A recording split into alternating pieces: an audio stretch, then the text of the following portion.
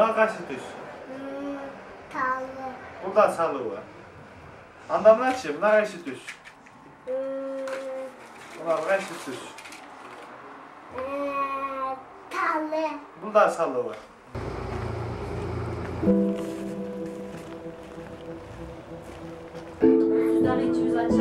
Biz özümüz ağaylı.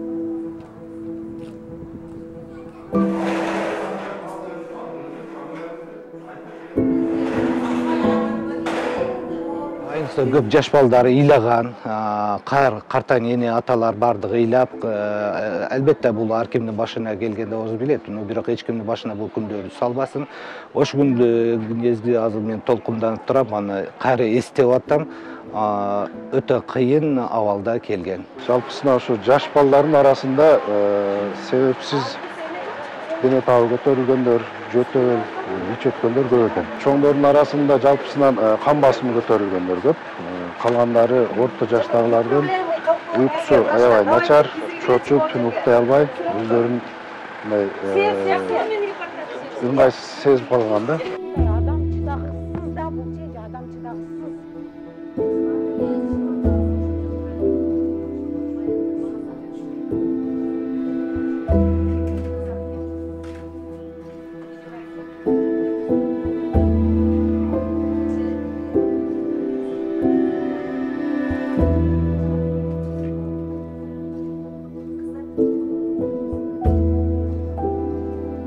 Үйлөрүбүз, малдарыбыз тоналсынчу, эч нерсе, бирок өтө өкүнүчтүүсү биздин жаш жигиттер очкокду же бардыгын тажиктер атып салды да. Анан эки кайнагабыз жаш жигит 20-га кире элек мебиз кошунан болот да. Ошол жигит көз жумду ушул мененчи. Эми бизде өтө өкүнүчтүү болуп турган нерсе азыр бул чек ара проблемасы болуп атат да.